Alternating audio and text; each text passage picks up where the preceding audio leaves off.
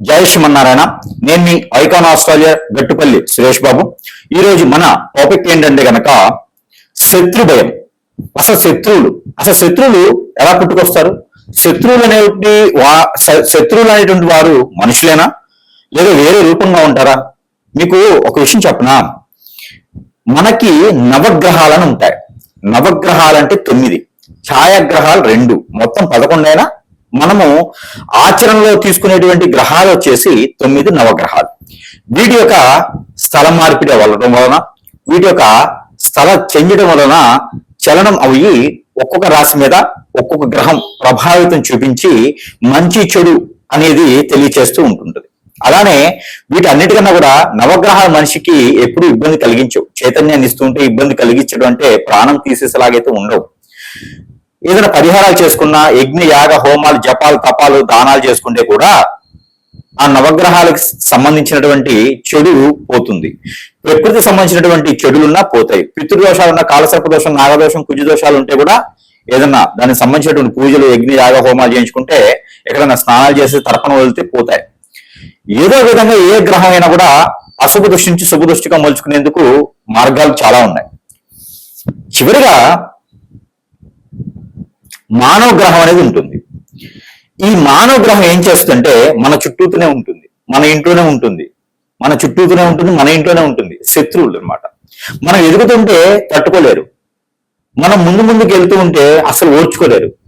మనకి ఏదైనా జాబ్ వచ్చినా, ఫైనాన్షియల్ సెటిల్ అయినా, త్వరగా పెళ్ళైనా, జీవితం బాగున్నా, నలుగురు వచ్చి మనల్ని పొగిడినా, సన్మానం చేసినా ఎక్కడో బయట నుంచి ఉండరండి. శత్రువులు ఇంట్లోనే పుడతారు. అది ఎవరైనా ఉండొచ్చు, రిలేషన్ అనేది అనేకమైన ఉండొచ్చు. కానీ ఒక్కొక్క రాశి వాళ్ళకి అసలు ఏ గ్రహము ఏ స్థానంలో ఉండడం వలన, వారికి ఏ దశ అంతర్దశ నడవడం వలన అసలు రాశి వారికి శత్రువులు ఎలా పుడతారు, వారి వలన ఎలాంటి ప్రభావితమైనటువంటి ప్రమాదాలు ఉంటాయి, ఎలా మనం జాగ్రత్తలు తీసుకొని పరిహారాలు చేసుకోవడం ద్వారా శత్రువులు కూడా మిత్రులుగా మారడం, శత్రువులు కూడా భయపడి మన జోలు రాకుండా ఉండడం ఎలాగా, అది సాధ్యపడుతుందా? చూద్దాం ఒకసారి ఎంతవరకు సాధ్యపడుతుందో. మనం ఒకసారి ఈ యొక్క రాసుల్లోని ఏ గ్రహం ఎక్కడ ఏ స్థానంలో ఉండడం వలన, ఏ దశాంతదశలు ఏ వయసులో రావడం వలన మనకి శత్రువులు ఏర్పడతారు, వారిని మిత్రులుగా మార్చుకోవడానికి లేదా శత్రువుని అరికట్టడానికి ఏమైనా పరిహారం ఉన్నాయేమని పరిశీలన చేసినట్టయితే కనుక ఖచ్చితంగా ఉండొచ్చు. ఒకసారి మనం పరిశీలన చేసుకున్నట్టయితే కనుక ముందుగా మనకి 12 రాసులు, ఈ రాసుల్లో ఏ రాశి వారికి ఎలాంటి శత్రుత్వం ఉంటుంది, వారు ఎలాంటి అనుభవాలు వారికి చేయూతనిస్తాయి, ఎలాంటి అనుభవాలు వారికి ఇబ్బంది కలిగిస్తాయి, ఒకసారి మనం పరిశీలన చేసుకున్నట్టయితే దానికి సంబంధించినటువంటి పరిహారాలు కూడా ఉన్నట్టున్నాయి. అవి ఒకసారి పరిశీలన చేద్దాం. 12 రాశుల్లో ఒకటి మీనరాశి. ఈ మీనరాశి వారికి కూడా శత్రువుగా ఉంటుంది. వీరు జలతత్వం కలటువంటి రాశి. వీరికి దైవం అంటే విష్ణుమూర్తి. వీరికి రాశికి అధిపతి దైవం అంటే విష్ణుమూర్తి. వీరు మత్స్యావతారంతో ఉండేటువంటి విష్ణుమూర్తి. కాబట్టి ఈ యొక్క మీనరాశి వారికి అత్యద్భుతమైనటువంటి శత్రుత్వం ఉంటుందండి. ఎలా ఉంటుందంటే అది మీకు చిన్న వయసు ఉంటుంది. ఈ వయసే కదా ఏమైందని మీరు అనుకుంటారు. బాగా చదువుకుంటూ ఉంటారు.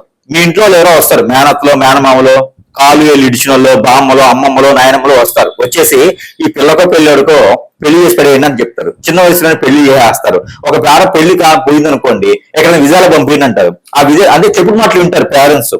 విదేశాలకు పంపించేసి అక్కడ వచ్చేటువంటి ఆదాయ వనరులు అన్ని కూడా ఇంటికి పంపించాలి, ఇక్కడ వాడుకుంటుంటారు. చివరికి మీకు పెళ్లి వేసి వచ్చడానికి మీ చేతిలో చిల్లిగా కూడా మిగలదు. ఇక పిల్లలు పుట్టడానికి అయితే మళ్ళీ మీరు ఎదురు చూడాల్సి వస్తుంది. ఇక మీ దగ్గర తిన్న వాళ్ళందరూ కూడా మీకు వెళ్ళి చూడరు. ఇది ఒక శత్రు భయం అనుకోవచ్చు.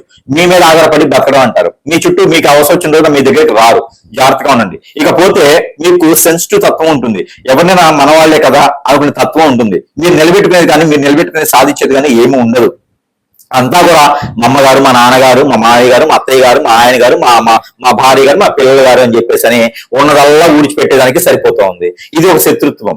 ఎందుకంటే మన వాళ్ళు మనతో ఉండి మన బాగోగులు చూడకుండా, మన శ్రేయస్సుని చూడకుండా మన చేతి ద్వారా తీసుకొని వారు బాగుండాలి అని చూస్తారు. కాబట్టి అది శత్రువులే అని చెప్పొచ్చు. ఇలానే ఇంటి వారి శత్రువులు ఉంటారు. అలానే మీకు గోచారం పుట్టగానే మీకు ఒక చంద్రుడు అంటే మీనరాశిలో పుట్టినటువంటి వారికి మీనరాశిలో చంద్రుడు ఉన్నాడు. కాబట్టి ఆ చంద్రుడితో పాటు కుజుడు, రాహువు, కేతు ఉన్నా, లేదు శని భగవాడు ఉన్నా కూడా ఈ ఒకటి ఆ దురదృష్టం అనేది మీకు ఉంటుందన్నమాట. ఇక శని ఉన్నాడు అనుకోండి, ఇక చేసుకున్న భర్త కావచ్చు, భార్య కావచ్చు, మన మీద ఆధారపడి ఉంటారు. వారు సంపాదించినప్పటికీ ఖర్చు పెట్టరు, మన మీద ఆధారపడి ఉంటారు. ఇదే పెద్ద శత్రుత్వం అంటారు అన్నమాట.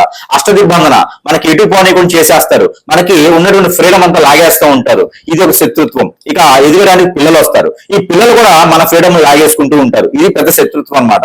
కాబట్టి వీరికి ఉన్న స్ట్రెస్ కి ఎక్కువగా రోగాలు నిప్పులు రావడం, గంధుల సమస్యలు రావడంతో పాటు ఇక ఈ శత్రు భయము, ఇవే కాకుండా మన ఎదుగుదల, మన మంచితనము, మన మూర్ఖత్వము, మనకి ఏదైతే స్ట్రెస్ ఇవన్నీ ఉన్నాయో ఎదుటి వాళ్ళతో మాట్లాడలేరు. ఏదైనా చెప్పాలంటే మీకు మీరే అనుకుంటూ ఉంటారు. ఇది మంచితనం అనుకునే ఎదుటి వాళ్ళు మీకున్నటువంటి ఆస్తిపాస్తులు అన్ని కూడా సమర్పించుకోవడం జరుగుతుంది. కాబట్టి ఎవరు కూడా అలాంటి చేయకండి. మీకంటూ ఒక జీవితం ఉంది, మీకు మీరుగా నిలబడేటువంటి తత్వం ఉంటుంది. కాబట్టి అలా ఎప్పుడు కూడా ఎదుటి వారికి పెట్టాలి అనేది మాత్రం చేసుకోకండి. దాంతో పాటు మన మీద ఇంకా పడనటువంటి వారు చెడు క్రియలు కూడా మనమేం చేపించి, యక్షిణి విద్యలు లాంటివి చేపించి, భావముతి అలానే స్పిరిట్ లాంటివి చేపించేసి మనల్ని ఇబ్బంది పెట్టి అష్టదిబ్బంది చేసి మనకి ఏ కార్యక్రమానికి ముందుకు వెళ్లకుండా చేసేదానికి కూడా ఎక్కువ కనబడుతుంది. కాబట్టి తస్మా జాగ్రత్తగా ఉండాలి మీనరాశి వారు.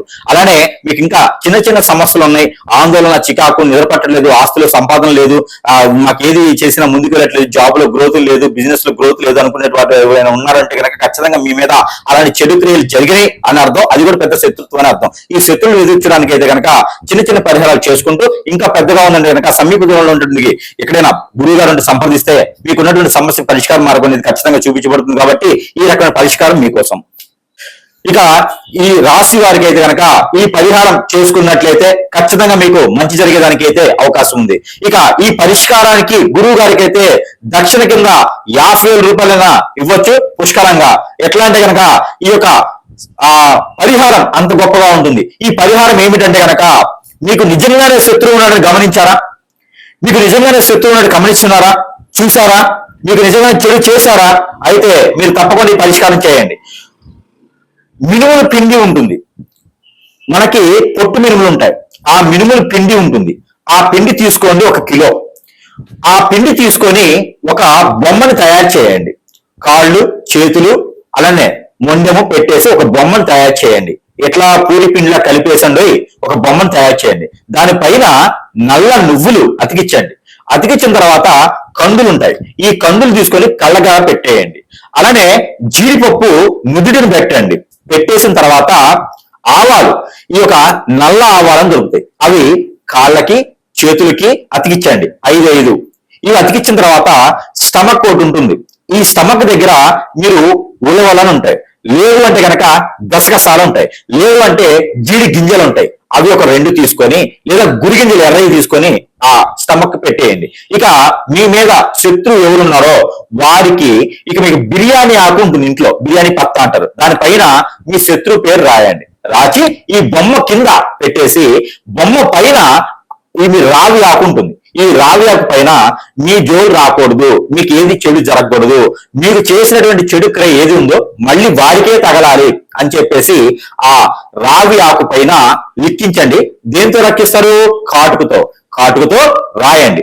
రాసినటువంటి బొమ్మను తీసుకొని వెళ్ళి ఎక్కడైనా మీకు ధర్మస్థలాలు ఉంటాయి, ఈ ధర్మస్థలాల్లో కానీ, లేదా ఒక చిన్నపాటి గుంత తీసి దానిలో బూడ్చి పెట్టేసేయండి, లేదా ఎక్కడైనా పొదలుగా ఉన్న చెట్టులో వేసేసేయండి.